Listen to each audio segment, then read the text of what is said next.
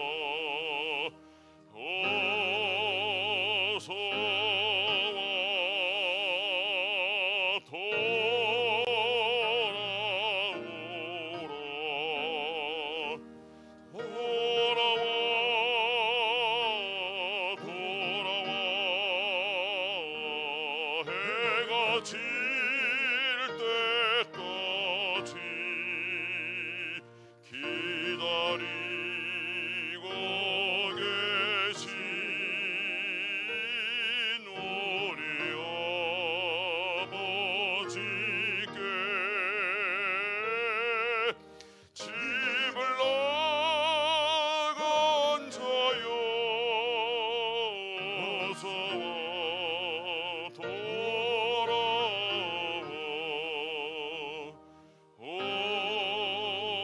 어서와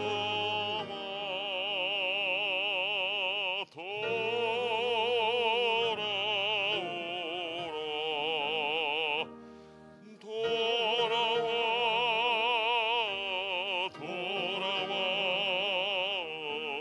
환난 있는 곳과 죄가 있는 곳과 미혹받는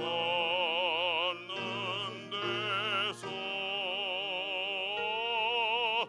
집을 나간 자여 어서와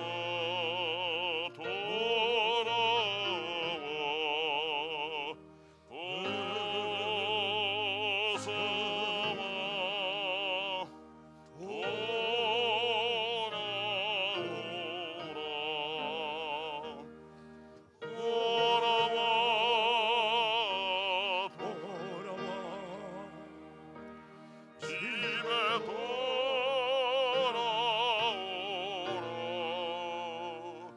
모든 것 풍성한 아버지 집으로 집을 나간 자여 어서와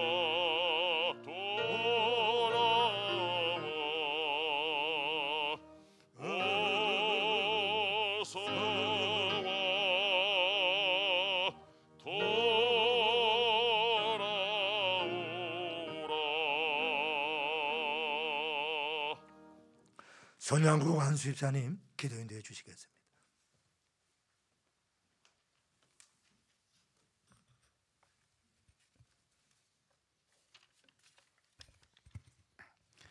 참 생명이 되시는 하나님 아버지, 지난 한 주간도 저희들을 사랑과 은혜 가운데 지켜주시고 신령과 진정으로 예배드리게 하심을 감사드립니다.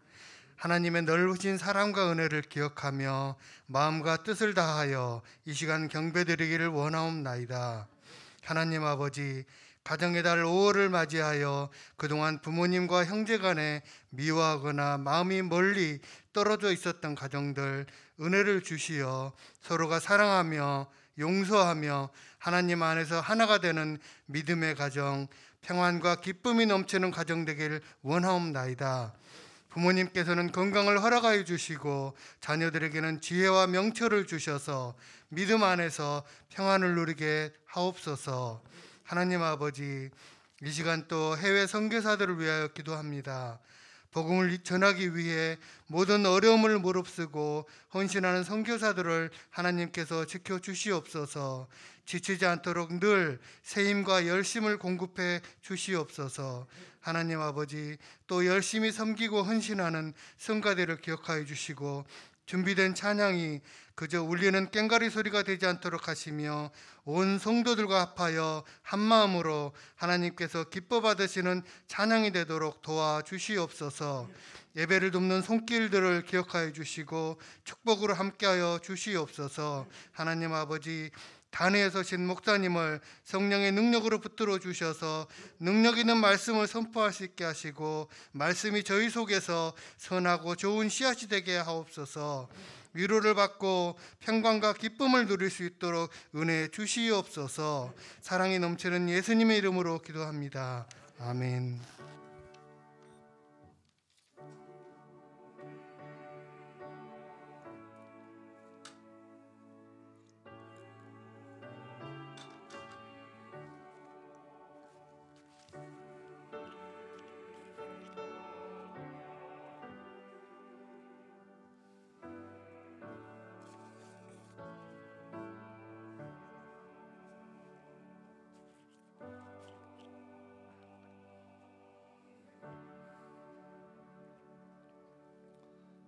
봉헌 찬송 하나님께 올려드립니다.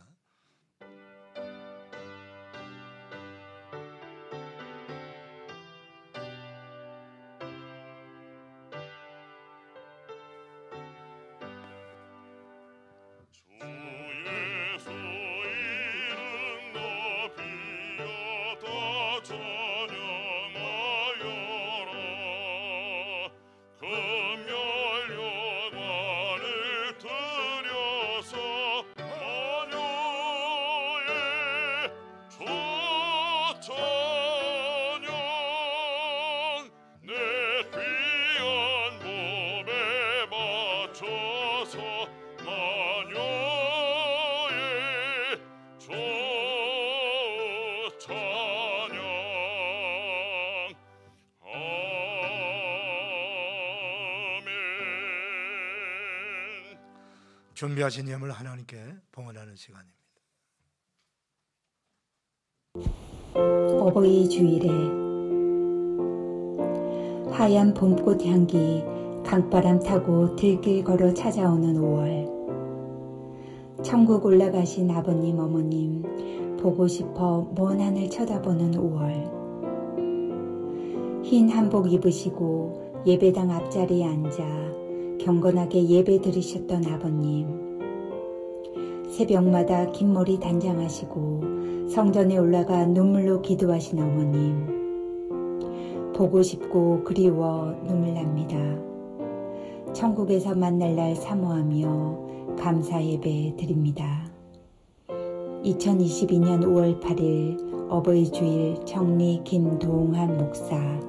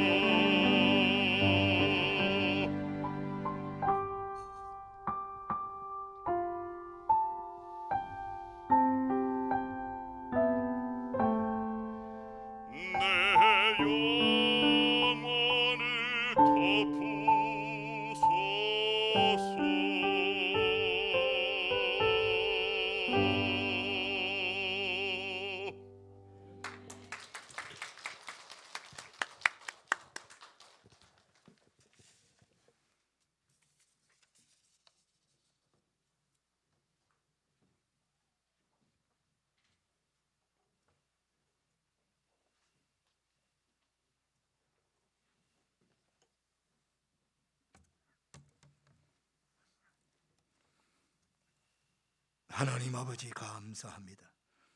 거룩한 주일을 삼부 예배드리는 사랑하는 성도님들, 마음과 뜻과 정성 모두 우리 아버지께 기쁨의 예물을 올려드립니다.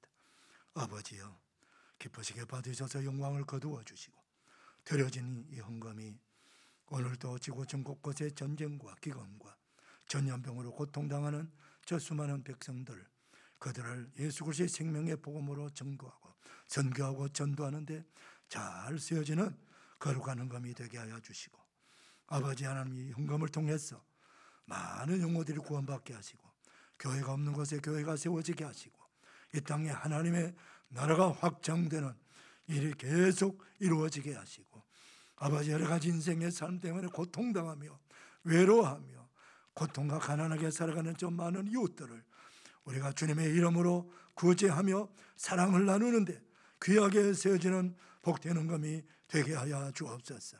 예물드리는 모든 성도들 가정마다 복을 주시고 병든 자들을 치유하여 주시옵시고, 아버지 하나님의 구원의 놀라운 역사들이 가정마다 일어나게 하셔서 인과 기도 되게 하여 주시옵시고, 아버지 하나님이여, 이 환난 가운데서도 자라는 백성들의 가정과 일터와 기업을 축복하셔서 부족함이 없도록 먹을 것 입을 것 채워주시옵시고 거주할 공간을 허락하여 주셔서 모든 상황 속에서 감사하며 하나님께 영광을 올려드리는 복된 성도들 되도록 복에 복을 더하여 주시고 평강에 평강을 더하여 주시고 믿음의 부자 되게 하여 주셔서 더 많이 베풀고 더 많이 나누어 주고 더 많이 선교할 수 있도록 은혜를 베풀어 주시옵소서.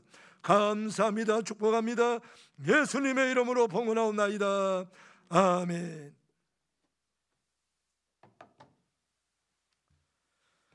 교회 소식 전합니다. 영상으로 예배 드리신 분들은 화면을 보시고 성전 예배 드리는 분들은 주보를 봐주시길 바랍니다. 5월은 가정의 달입니다. 가정 같은 교회, 교회 같은 가정들이 되어 하나님을 경외하며 한해된 믿음의 가정들이 다 되시기를 축복합니다. 오늘은 어버이 주일입니다. 1년 52주가 어버이 주일이 돼야 되고 365일이 어버이날이 돼야 됩니다. 그만큼 우리는 노인을 공경하고 어버이를 사랑하고 순종하는 그런 효자의 삶을 살아야 될 줄 믿습니다. 다음 주일은 교사주일입니다. 교사들 준비하셔서 예배 다 준비해 주시기를 바라고요. 우리 서울 강동리 어린이대회가 5월 14일 날 있습니다. 기도해 주시기를 바라고, 중고등부 예배 시간이 변경이 됐습니다. 코로나 때문에 10시에 드리던 예배를 5월부터 오전 9시에 드립니다. 우리 청소년 부모님들은 자녀들을 주일 좀 일어나기 어렵지만은 다 잘 깨우셔서 꼭 예배 드릴 수 있도록 적극적으로 도와주시기를 부탁을 드립니다. 성경 일독하신 분들은 사무실에 알려주시기를 바랍니다. 오늘 강단구 고지는 우리 김형미 집사님 가정에서 아들 생일 감사로 섬겼습니다. 가정의 달 세례 입교 유아 세례식이 있습니다. 세례식은 5월 22일 주일입니다. 3부 예배 때. 세례자 교육은 다음 주일이 있습니다. 학생과 일반인들은 오전 10시부터 11시까지 2층 세가족실, 그리고 유아 세례 받으신 부모님들은 3부 예배 후에 M층 예배실입니다. 중보기도 계속해서 해주시기를 바랍니다. 오늘 3부 예배 후에 임시당회 있습니다. 2층 세가족실입니다. 오늘 박경숙 권사님께서 어버이 주일 맞아요. 범사의 감사함으로 떡을 섬겼습니다. 예배 마치고 나가시면서 받으시기를 바랍니다. 그 외 광고 주보 참고하시기를 바랍니다. 이제 김석 집사님, 온용자 권사님 나오셔서 성경 봉독해 주시고 목자 성가대 나옵니다.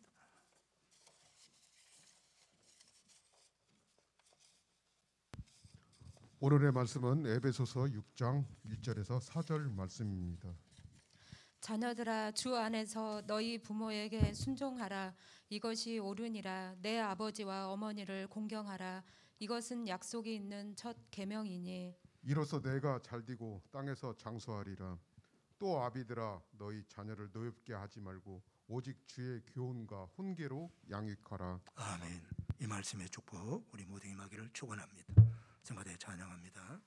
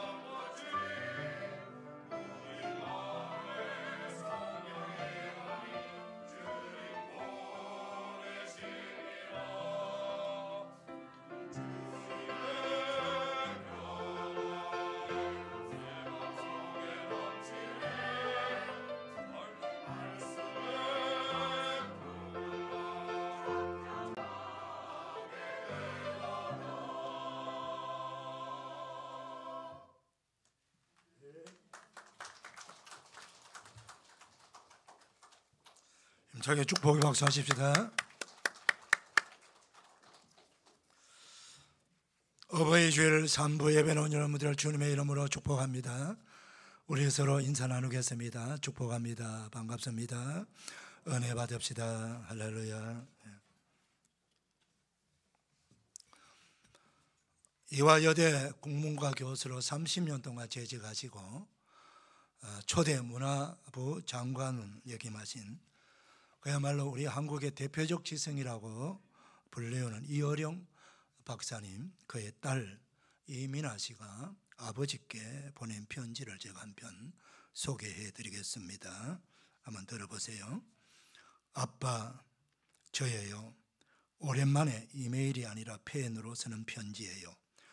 제가 아주 어렸을 때 빨간 우편함 앞에서 매일같이 기다리던 아버지의 편지가 프랑스에 도착하던 날 하얀 봉투를 찢지 못한 채 그냥 가슴만 두근대던 그 감동이 다시 살아난 거예요.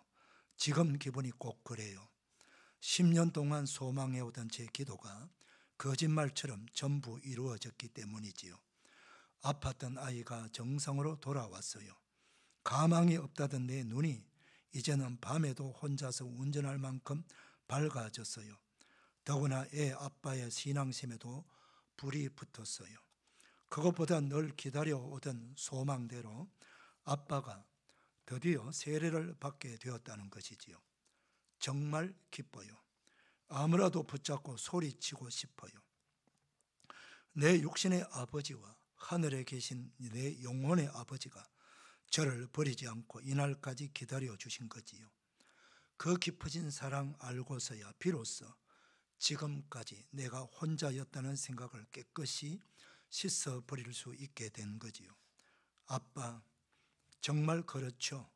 사랑은 설명이 아니지요. 외쳐야만 돌아오는 산울림 소리가 아니지요. 잘났든 못났든 아빠가 절 사랑해 주시는 것은 복잡한 이유여서가 아니라 그냥 제가 딸이니까 사랑한 것이지요. 그것처럼 우리에게 생명과 영혼을 주신 하나님도 그럴 거라고 믿어요. 3년 전 일이에요. 저를 보러 헌팅턴 비치에 오셨을 때 너만 행복하다면 무얼 못해 주겠니? 라고 말하시면서 교회 가는 저를 묵묵히 따라오셨던 것 기억나세요? 그 고맙고 찬란한 동행의 기쁨, 그 사랑을 그때는 교회 다니기 싫어하는 아빠가 그냥 믿기만 했지요. 아빠 미안, 오늘에서야 실토하는 거예요. 아빠 정말 감사해요. 사랑해요. 주님의 이름 받들어 축하드려요. 미나 올림. 예, 정말 귀한 편지입니다. 오늘 어버이주일 맞이하여서 바울 사도를 통해서 에베소 교회 성도들에게 주신 효도에 대한 말씀을 오늘 같이 듣고 은혜를 받기를 원합니다. 첫 번째 말씀은 자녀들아 주 안에서 너희 부모에게 순종하라. 이것이 옳으니라. 그렇게 말씀하고 있습니다. 오늘은 우리 예수님 효도한 거 얘기 좀 해보겠습니다. 성경에는요 예수님의 어린 시절 딱 한 번 등장합니다. 12살 때 그 요셉, 마리아 그 부모님 따라서 이제 예루살렘 성전에 올라가서 6월절 명절 지키는 내용이지요. 예루살렘 성전에 올라가서 6월절 명절 다 마치고 이제 다시 모든 사람들이 자기 고향 집으로 다 내려가는데 그 부모는 뭐 많은 사람들이 와서 함께 가니까 어련히 12살 먹은 아들이 그 무리에 섞여서 같이 따라오리라고 생각하고 그냥 생각 없이 내려갔습니다. 뭐 그러잖아요. 아이들은 아이들끼리 몰려오고 어른들은 어른들끼리 오면서 이런 얘기 저런 얘기 하면서 은혜 받은 얘기 또 예루살렘 오래간만에 올라왔는데 어떻더냐 하고 이런 얘기를 하고 정신없이 하룻길 내려왔는데 이제 하룻길 내려와서 노숙을 하려고 보니까 그때서야 아들이 없다는 걸 발견하게 된 겁니다. 깜짝 놀라가지고 다시 그 아들을 12살 먹은 12살 예수님이라고 해가지고 뭐 모든 걸 다 안다고 생각하지 마세요. 그냥 12살짜리 우리 지금 초등학교 5학년짜리 우리 아들이다 이렇게 생각하시면 돼요. 그 아들을 잃어버린 거죠. 얼마나 놀라고 얼마나 정말 안타까웠겠어요. 그래서 다시 예루살렘으로 내려오던 길을 하룻길을 내려왔는데 올라갈 때는 사흘이 걸렸다고 했어요. 사흘 동안 찾아서니까 정말 구석구석 그 예루살렘 성만 밖에 나오면은 이스라엘 나라는 조금 우리하고는 달라요. 우리는 뭐 서울을 벗어나도 도시가 많고 그리고 아주 농촌에 푸르름이 넘치지만은 이스라엘 나라는 예루살렘 딱 벗어나면 완전히 황무지예요. 그런 황무지에 짐승도 많이 다니고 그러는데 어린 아들이 없어졌으니까 얼마나 힘들었겠어요. 구석구석 다 찾으면서 사흘 동안 찾아 올라가서 또 예루살렘에도 올라가서 골목골목 길목길목마다 다 찾아 헤맸습니다.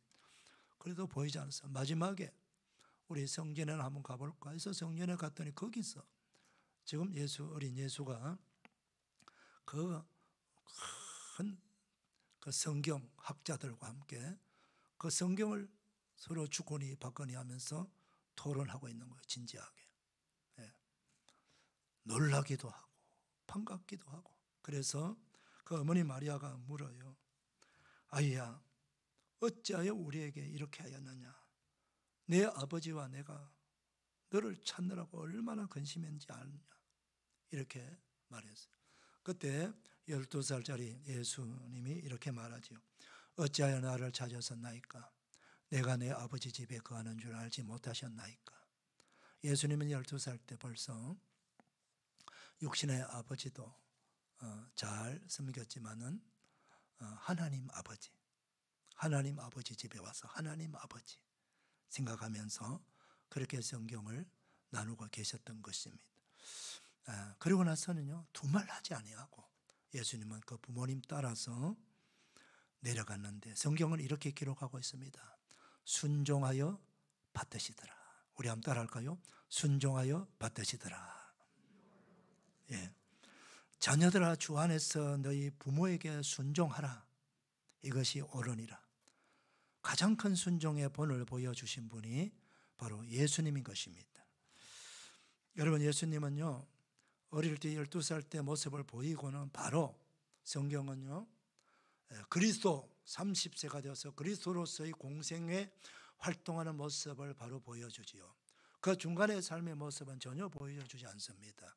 탄생하신 예수님, 12살 때 예수님, 그리고 그리스도로서의 사역 30세 넘어서 그 모습만 보여주고 있습니다. 그런데 성경을 조금 우리가 자세히 읽어보면은 그리스도로서의 공생의 사역 이전에 예수님께서 어떻게 활동하셨는가 하는 것을 보여주는 내용이 나옵니다. 예수님께서 그리스도 되셔서 여러 곳을 다니면서 천국 복음을 전하시는데 어느 날 자기 고향 나사렛에 가서 복음을 전했죠. 그랬더니 그 고향 사람들이 예수님을 다 배척을 합니다. 알아주지를 않는 거죠. 그러면서 예수님을 보고 이렇게 얘기해요. 저 사람이 누구냐? 마리아의 아들 목수가 아니냐? 그리고 그 동생, 남자 동생 이름 4명 이름을 대고 그리고 그 누이들이 있지 않느냐? 그렇게 말하면서 배척합니다. 이 본문에서요, 알 수 있는 게 무엇입니까?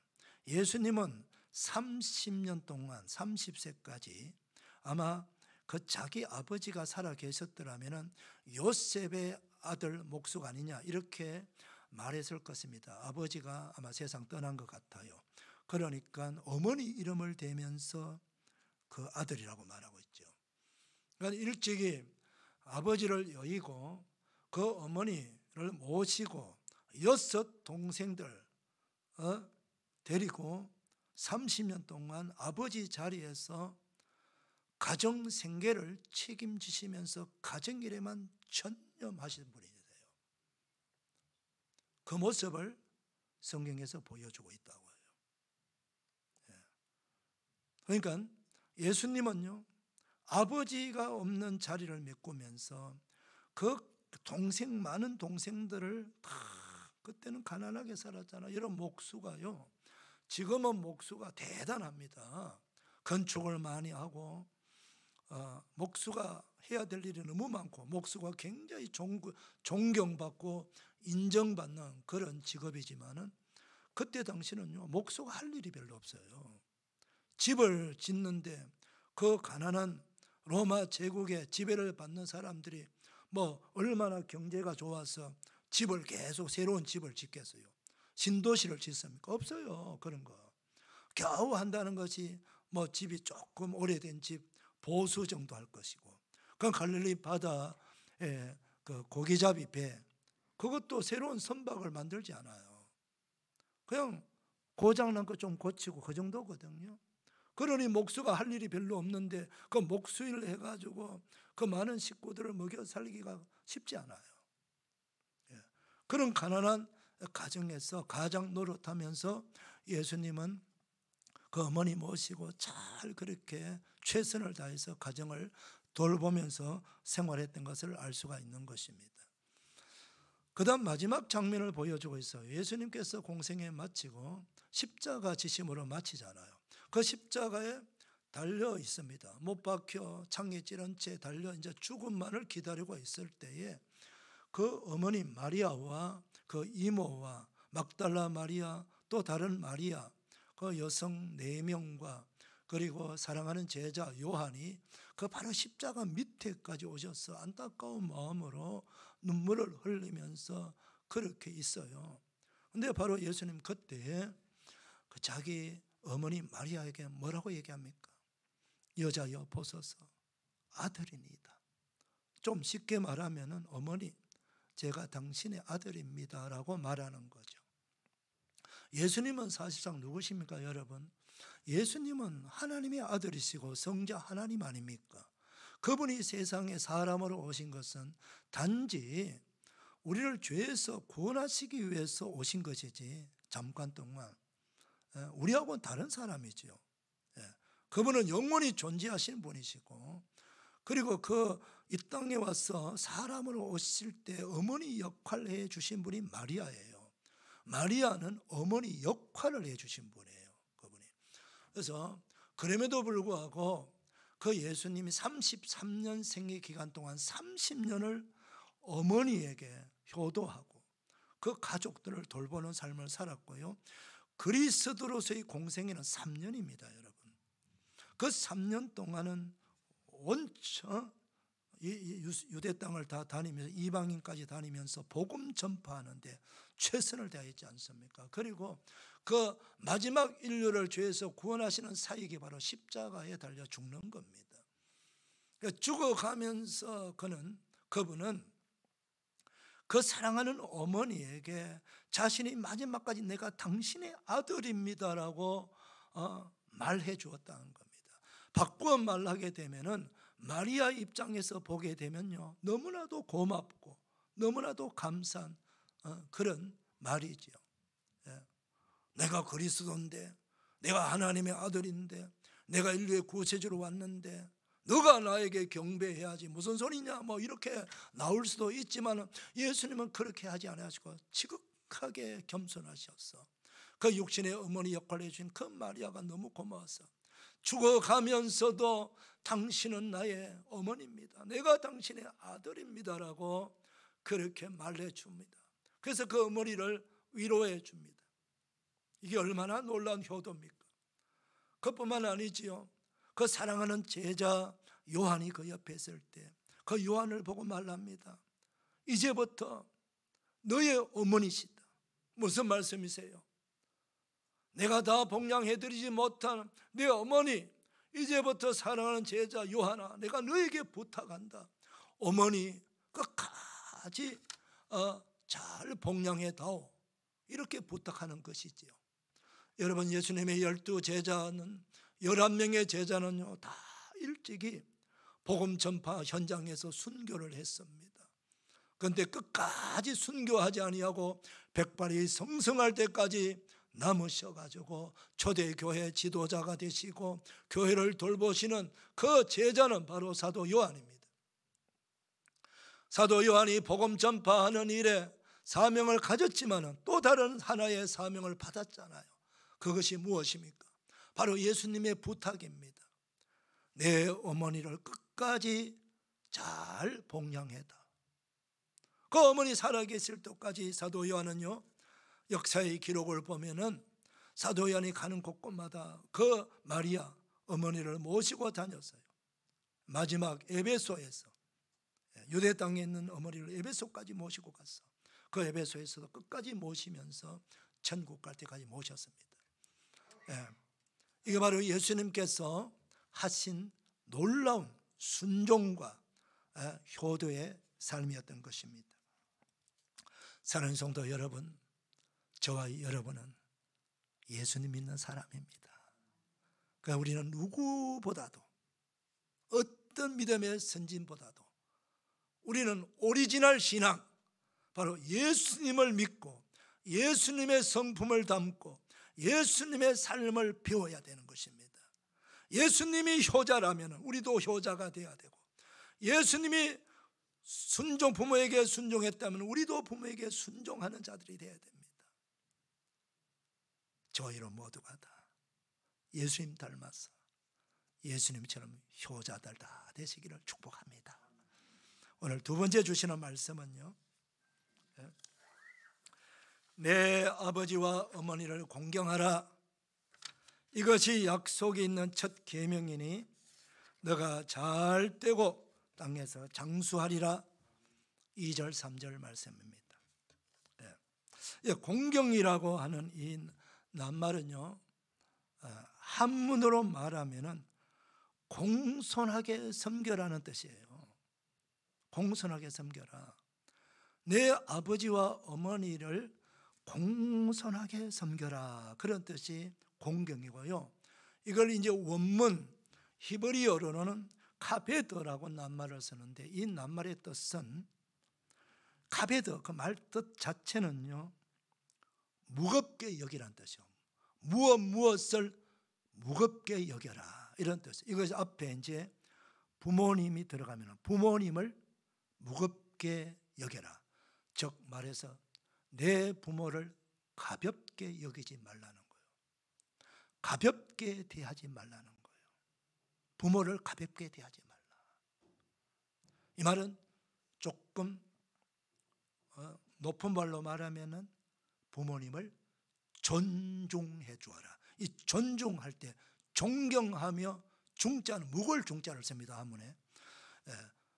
무겁게 존경하며 부모님을 잘 대접해라. 그게 공경이라고 하는 뜻이에요.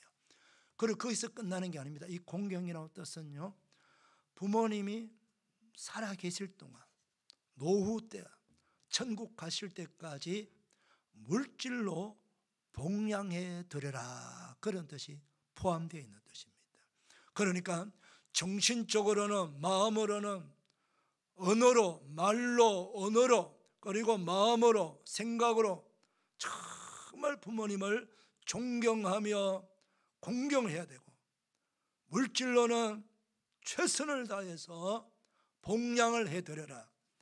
이 말뜻이 바로 공경하라라고 한 뜻입니다.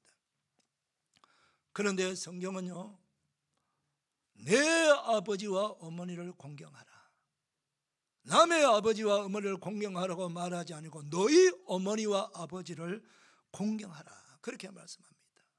사랑하는 성도 여러분, 우리가 우리 부모님을 공경하지 않으면 누가 우리 부모님을 공경해 줄까요? 나도 내 부모를 공경하지 않는데 남이 우리 부모님을 공경해 줄까요? 그걸 기대할 수 있나요? 어림도 없는 얘기입니다. 그래서 성경에서도 하나님은요, 내 아버지와 어머니를 공경하라. 너가 아니면은 너의 아버지 어머니를 공경받을 자가 없다는 그런 뜻이에요.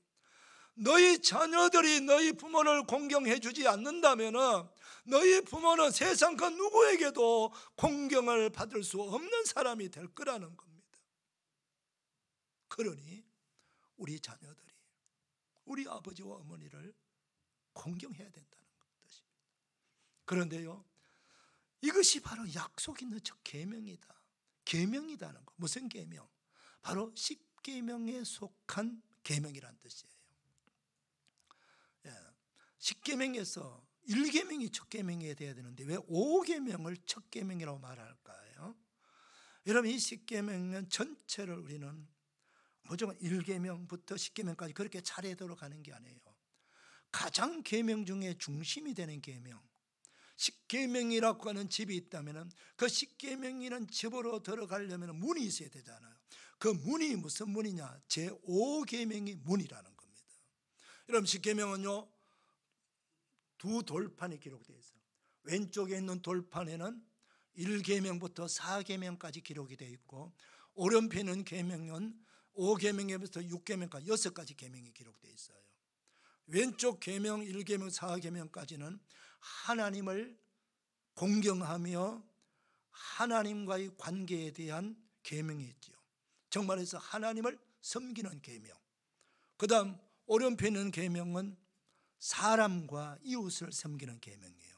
근데 6부터 살인하지 말라 6계명부터 마지막 10계명까지는 전적으로 이웃과의 관계 계명이요. 이웃을 잘 섬기라. 그런데 하나님을 섬기는 계명과 이웃을 섬기는 계명, 그 가운데 내 부모를 공경하라, 그 말씀이 들어있어요. 그래서 사람과 사람과의 관계 계명에서 첫 번째 계명이 바로 5계명, 내 부모를 공경하라, 그 계명이라는 뜻이에요. 그래서 약속 있는 첫 계명이다 말하고 있는 것입니다. 성경을요 우리가 잘 이해하면서 말씀을 읽고 들으셔야 됩니다. 우리가 하나님을 경외하고 잘 믿는다고 하잖아요. 그런데 하나님은 너무너무 잘 믿고 신앙생활은 너무너무 잘하고 교회 생활은 너무너무 잘하는데, 그런데 부모님을 공경하지 않는다면 하나님 보실 때 반점 50점입니다. 마찬가지고 우리가 이웃을 너무너무 사랑하고 이웃을 섬긴다 할지라도 내 부모님을 공경하고 효도하지 않는다면 이웃 사랑도 50점이에요. 거의 100점이 되려면 그 가운데 내 부모를 공경하라. 제가 그 10계명 지배를 들어갈 때 물이 5계명이라고 했잖아요. 5계명을 통과해서 하나님과의 관계를 말씀하고 있고 5계명을 통해서 이웃과의 관계를 말씀하고 있어요. 그러니까 하나님과의 관계에서도 부모님을 공경하는 자가 하나님을 존중하는 거예요. 그래서 눈에 보이는 내 가족 되는 부모님을, 내 눈에 보이는 부모님을 공경하지 않으면서 보이지 않는 하나님을 공경하고 믿는다는 것은 어렵지 않나요? 그래서 하나님은요 성경에서 이스라엘 백성과 하나님과의 관계를 설명할 때 항상 하나님은 이스라엘 백성의 아버지입니다. 이스라엘 백성은 자녀예요. 하나님은 아버지가 되시고 그 백성은 자녀입니다. 오늘 우리 그리스도 예수 그리스도를 구주로 믿는 사람들은 첫 번째 주시는 신분이 뭡니까? 영접하는 자 곧 그 이름을 믿는 자에게는 하나님의 자녀가 되는 권세를 주셨다는 것입니다. 사랑하는 성도 여러분, 하나님은 우리의 영원한 아버지가 되십니다. 아버지는 어떻게 해서 우리가 아버지가 되나요? 아버지는 돈을 많이 준다고 아버지가 아니에요. 세상에 지위가 높다고 아버지가 아니에요. 나를 많이 사랑해 준다고도 아버지가 아니에요.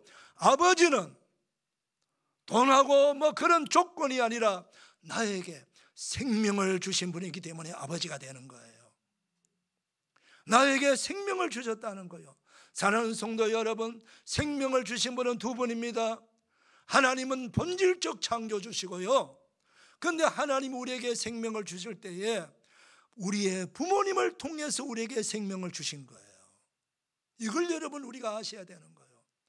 그래서 우리가 하나님은요 우리가 믿는 우리가 함께 사는 부모님을 하나님처럼 공경하고 하나님처럼 존중하라고 말씀하는 거예요. 그게 우리 부모님이에요. 유교에서는요 임금님과 서성과 아버지가 하나다 그러잖아요. 그래서 임금군자라서요. 그러니까 군사부 일체다 그렇게 말합니다. 성경은요 거의 대부분의 주경학자들은 하나님과 부모가 거의 하나다라고 할 만큼 그만큼 부모님을 귀하게 여기면서 신사부 일체라고 말할 정도예요.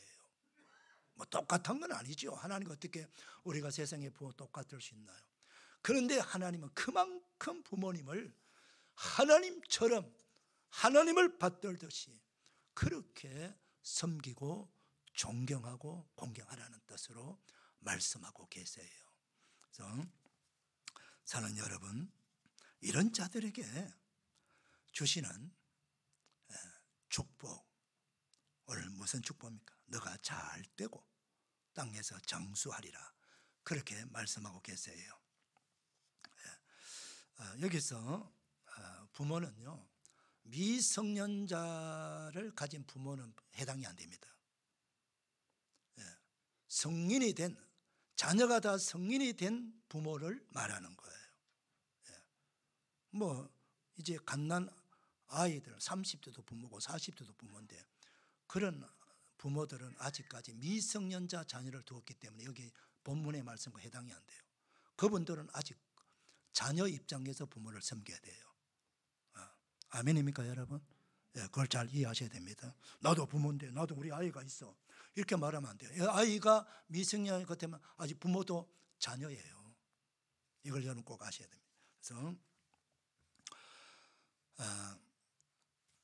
우리 자녀가 부모에게 공경해 주는 건 제가 지금 말씀드렸습니다. 정신적으로 그리고 또 언어로서 진심을 다해서 존경하고 섬겨야 된다는 거. 그 다음 물질로 끝까지 복양해야 된다는 거. 이것이 하나님께서 말씀하시는 효도고 공경이라고 하는 걸 말씀합니다.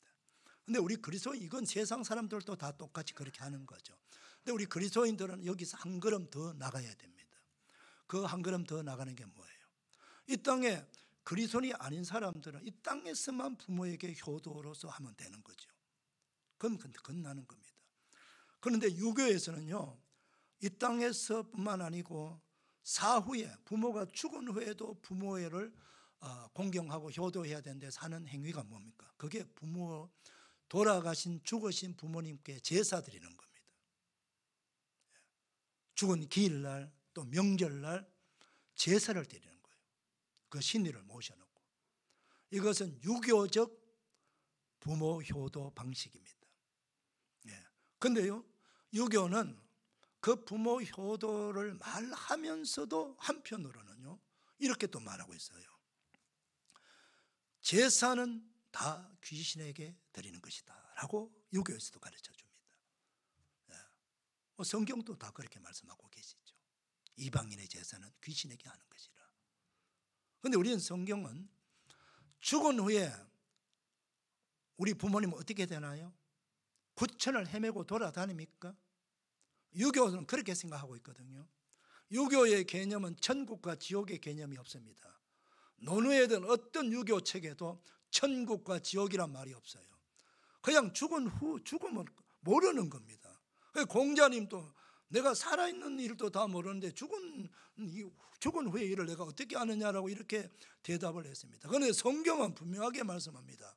죽으면은 우리 죽은 자의 영혼은 두 군데 갑니다. 하나님을 믿고 예수님을 믿는 우리 모든 그리스도인들은 다 천국을 가는 것입니다. 그 나라가 하나님의 나라고 예수님의 나라이기 때문에 천국 가서 영생 복락을 누린다는 것이 바로 성경의 진리고 말씀인 것입니다. 그러나 그리하지 못한 자는 안타깝지만은 아무리 세상에서 착하게 살고 부모에게 공경을 했다 하더라도 하나님을 알지 못하고 예수님을 믿지 아니하면은요, 그는 어쩔 수 없이 천국이 아닌 다른 곳으로 갑니다. 여러분 상상에 맡길게요. 그 나라가 어딘지. 그래서 우리 그리스도인들에게 가장 큰 효도는 뭐냐? 이 땅에서도 우리가 부모님을 잘 복양하고 섬겨야 되지만 가장 큰 효도는 지금 예수님을 믿지 않는, 하나님을 모르는 우리 부모님을 하나님을 알게 만드는 것입니다. 예수님을 믿게 만드는 것입니다. 그래서 그 어른이 이 땅의 삶을 사는 후에 마지막 그분이 천국 가는 것입니다. 천국 가서 영생 복락을 누리게 만들어주는 것, 이것이 최고의 축복입니다. 오늘 제 설교 첫 번째에 여령 박사의 딸 이민아 씨가 아버지께 보낸 편지 내용이 나옵니다. 그 딸이, 그 아버지 딸이요, 너무나도 유명한 부모님을 두 분 다 대학 교수입니다. 아버지도 교수고 엄마도 교수예요. 거기에 맏딸로 태어난 미나는요, 그분의 책을 읽어보면은 자기는 너무 똑똑하고 너무 유명하고 너무 잘난 그 부모님을 만났기 때문에 우리 부모님 너무 바쁘니까 하루에 글을 30장 써 원고를 써내야 되니까 딸이 인사 받을 시간도 없는 거예요. 그래서 그 딸이 죽고 난 후에 아버지가요, 통화를 하면서 쓴 책이 딸을 위한 굿나잇 키스라는 책이 있어요. 거기에 이런 내용이 다 들어있어요. 그 딸이 어릴 때 아빠 보고 싶고 아빠한테 잠자기 전에 아빠 한번 안기고 싶고 축복받고 싶고 그리고 자고 잠자리 들어가고 싶은데 아버지는 운고를 써야 되니까 운도 두드리지 못하고 들어가지도 못하고 아빠 걸쓰는데 방해하면 안 된다고. 그러니까 바깥에서 아빠 굿나잇 그러고 자기 방에 가서 자는 거죠. 3초면 된다 그래요. 3초면 되는데 그럼 내가 사랑하는 딸을 안아줄 수 있었는데 내가 그걸 못했다는 게 그 아버지가 정말 가슴 아프는 거예요. 그래서 그 오늘 편지에 뭐가 있습니까? 그 딸이 그렇게 고생하면서 그 딸은 유명합니다. 미국 검사고요, 부장 검사까지 하고 변호사 하고요, 아주 똑똑한 이화여대를요 4년 만에 졸업할 것을 3년 만에 졸업한 수재입니다. 그런 딸이 아버지의 사랑을 못 받은 거예요. 한 번도 아버지가 안아준 적이 없는 거죠. 그래서 자기는 아버지의 칭찬을 받으려고요, 칭찬받으려면 저 훌륭한 저 많은 아버지에게 칭찬받으려면 자기는 공부를 잘해야 칭찬받는 줄 알았어요. 뭘 잘하지 못하면 칭찬을 받을 줄 몰랐고 사랑받을 줄 몰랐는 줄 알았어요. 그런데 편지 나오잖아요. 그 딸이 예수님을 믿고 외국에 살면서 10년 동안 기도한 것 다 응답받았는데 가장 큰 응답이 뭐냐? 아버지가 예수님 믿고 세례 받았다는 거예요. 이어른 교수 책을 보면요, 지성인이 어떻게 예수님을 믿는다 그렇게 나와요. 어떻게 지성인이 예수님을 믿느냐라고 말하고 있는 사람입니다. 그랬던 그 지성인 이령 박사가요, 기어코 세례를 예수 믿고 세례 받습니다. 그 이어른 교수가 예수 믿고 세례 받는다는 소식은 신문에까지 나갔어요. 여러분, 그건 누굽니까? 그 딸의 눈물 어린 기도로 아버지가 예수님 믿고 세례 받은 거예요. 너무너무 기뻐서 모든 사람을 붙잡고 춤추면서 기뻐하고 싶을 만큼 기뻐했다고 지금 고백하고 있지 않습니까? 그러면서 그 세례 받기 전에 3년 전에 자기가 살던 곳에 아버지가 잠깐 다녀왔는데 그 딸이 아빠 내 소원이 있어. 소원 좀 들어줘. 뭔데? 오늘 주일인데 교회 같이 가. 그래서 내 사랑 딸이 원하면 내가 그 뭘 못하겠나 해서 교회 따라가 준 건데, 여러분 뭐라고 여러분 그 얘기하고 있습니까? 그 표현을 이렇게 씁니다. 저는 이 표현이 너무 놀라운 표현이에요. 그 고맙고 찬란한 동행의 기쁨. 예수 안 믿는 그 아버지가 딸의 이야기를 듣고 지금 딸 따라 교회로 같이 가고 있습니다. 그런데 그 아버지가 자기를 따라서 교회를 가고 있는 그 장면을 그 딸은 찬란한 동행의 기쁨이다. 찬란한 동행의 기쁨이다 그랬어요. 사랑하는 성도 여러분, 우리가 자녀로서 가장 큰 효도는요, 예수 믿지 않는 우리 부모님을 예수 믿게 만들어가지고 교회로 인도해서 천국으로, 영원히 천국에서 복락을 누리게 만들어야 되는 것입니다.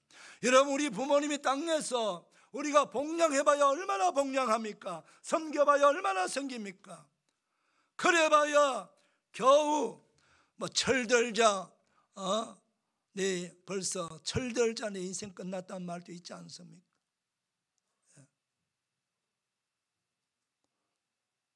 수욕정이 풍부지요. 자욕정이 침부되라고. 바람은 나무는 막 흔들고 싶어도 바람이 부르지 않는다. 내가 효도를 하고 싶어도 부모가 기다려주지 않는다는 거죠. 우리가 인생이 참 짧아요. 짧은 인생에서 기껏 10년 20년 효도, 그걸로 끝나고 내가 효도 다 했다, 그렇게 만족하면 안 되는 것입니다. 내가 예수 믿는 사람이라면 나는 천국 가서 영생 복락을 누리는데 우리 부모는 저 지옥 불구덩이에 들어가 가지고 영원히 고통당하게 해서는 안 된다는 것입니다. 여러분, 그럼 부모님이 지옥에 가서 뭐라고 말하겠습니까? 너희는 예수 믿고 천국이 있는 줄 알고 지옥이 있는 줄 알면서 왜 내게 지옥이 있다고 말하지 않았느냐? 천국이 있다고 말하지 않았냐라고 너에게 지옥 가서 얼마나 원망하고 너희들만 천국 가서 사느냐? 왜 내게 한 번도 말하지 않았느냐? 정말로 천국이 있다면, 정말로 지옥이 있다면 나를 강권해서라도 억지로라도 나를 교회로 데리고 가야지. 그렇게 지옥에서 원망하지 않겠습니까, 여러분? 진짜 효도는요, 우리의 부모님, 여러분, 우리 부모 세대는 다 고생했습니다. 일제를 경험하고 6.25를 경험하고 보릿고개 경험하고 고생하는 분이 없어요. 이런 부모님이 살아서도 고생했는데 죽어가서 지옥까지 가면 됩니까? 안 돼요. 그래서 돌아와. 지금도 우리 하나님 아버지는 우리의 부모님, 우리의 형제들, 우리의 자녀들이 세상 좋다고 세상에만 끝나고 인생 끝나는 것이 아니라 저 영원한 천국, 저 아름다운 천국, 그 우리 예수님이 계시는 그 천국에서 영생 복락을 누리기를 원하시는 거예요. 우리 늙으신 부모님 이제 얼마 남았습니까? 팽개치지 마세요. 모른 체 하지 말고. 이번 5월 달에 오래 기다려주지 않습니다, 여러분. 영원히 나를 위해서 기다려주지 않습니다. 제가요, 제 시간 좀 지나 죄송합니다. 그 농막 옆에 바로 옆집에 지난 겨울에 그 비닐하우스에 가서 인사를 드리면서 그때는 이분이 멀쩡했어요. 근데 자기가 대화하는 중에 전도하려고 근데 본인이 췌장암 걸렸다는 겁니다. 그러면서 자기가 엄청난 많은 돈을 주면서 그 실험약을 먹고 있다는 거예요. 그때는 아직 자기 부인하고 같이 감자 그거 막 골라내고 그 작업을 하고 있었어요. 멀쩡해서. 그래서 제가 예수 그리스도의 복음을 전했습니다. 예수님 믿으셔야 됩니다. 자기는 불교래요. 그래서 그날은 다 못하고 다음에 와서 내가 또 조금 진지하게 복음을 전해야 되겠다 라고, 그러고 나서 이 겨울 지나고 제가 봄에 갔어요. 갔더니 그분이 세상을 떠났다는 겁니다. 제가 얼마나 충격을 받았고 얼마나 마음이 아픈지, 내가 그때 좀 더 내가 올해 그분을 붙들고 전도해야 되는데 싶은 막 안타까움이 내 마음에 울려 퍼졌어요. 여러분, 우리의 사랑하는 부모님이, 사랑하는 남편이, 우리 사랑하는 가족이 언제까지 나를 기다려주지 않는다는 겁니다. 기회가 있을 때 지금 바로 그분에게 예수님의 복음을 전해야 됩니다. 그래 그분은 지옥 갈 사람이 천국을 가게 되는 거예요. 천국 가서 야 정말 우리 아들 잘 만났구나, 우리 딸 때문에 내가 천국 갔구나, 그 얘기하지 않겠어요? 사랑하는 성도 여러분, 이게 최고의 복입니다. 최고의 효도입니다. 이런 효도자 다 되시기를 주의 이름으로 축원합니다. 기도하겠습니다. 하나님 아버지 감사합니다. 어버이 주를 맞이하여 이 땅에서 우리가 부모님을 공경하고 효도해야 되지만 그분들에게 영원한 천국을 선물로 드리는 최고의 효자들이 다 될 수 있도록 축복해 주옵소서. 예수님의 이름으로 기도 올리옵나이다. 아멘.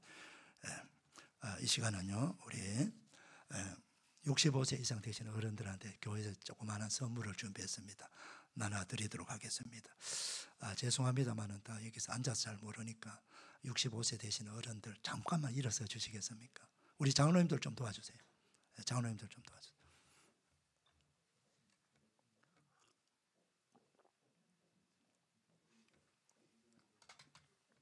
65세 이상 되신 분은 그 자리에 좀 일어서 주십시오.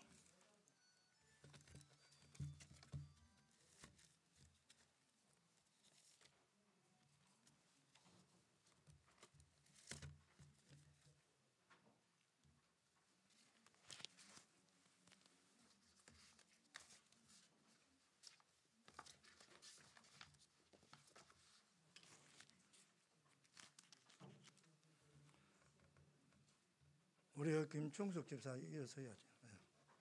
우리 이현자 전님 아직 안 됐나?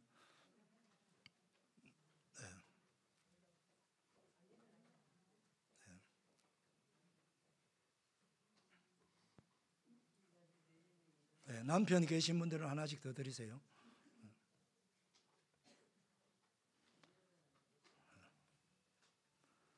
예, 우리 축복의 박수 오래오래 건강하게 장수하세요. 축복의 박수 하시고. 예, 감사합니다. 예.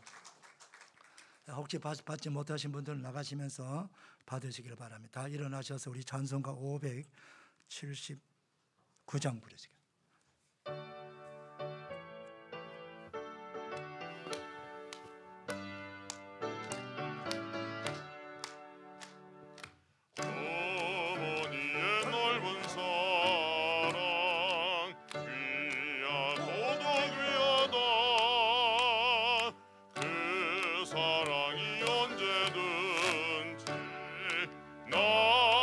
감사줍니다. 내가 울 때 어머니를 좋게 기도드리고 내가 기뻐 웃을 때에 찬송 부르십니다. 아침 저녁 읽으시던 성경책 손때 남은 구절마다 모습 본 듯합니다. 믿는 자는 누구든지 영생함을 얻으리. 들려주신 귀한 말씀 이제 힘이 됩니다. 홀로 누워 괴로울 때 헤매다가 지칠 때 부르시던 찬송 소리 귀에서 나옵니다.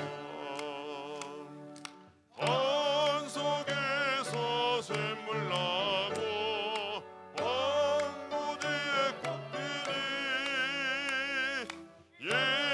예수님과 동행하면 두려울 것 없어라. 온유하고 겸손하며 올바르고 굳세게 어머니의 뜻받들어 보람 있게 살리라.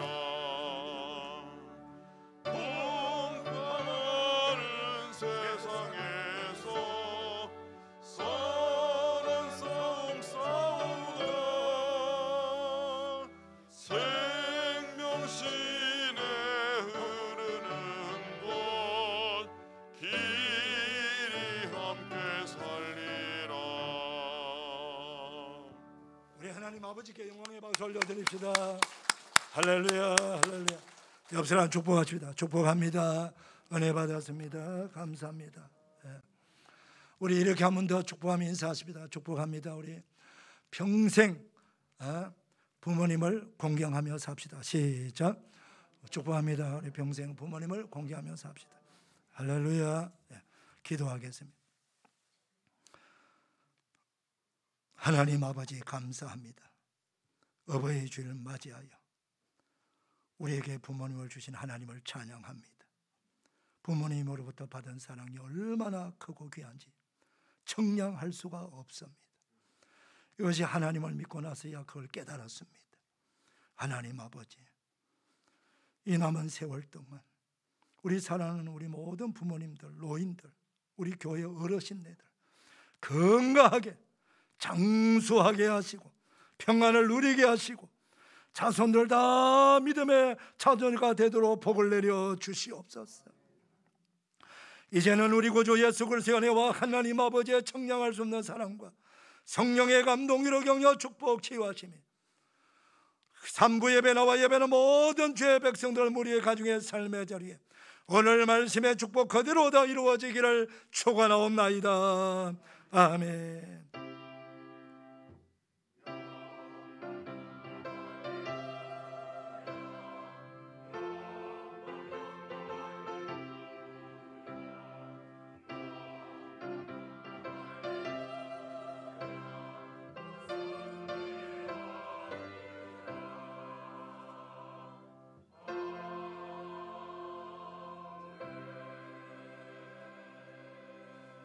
네, 여러분 모두 감사합니다. 복된 줄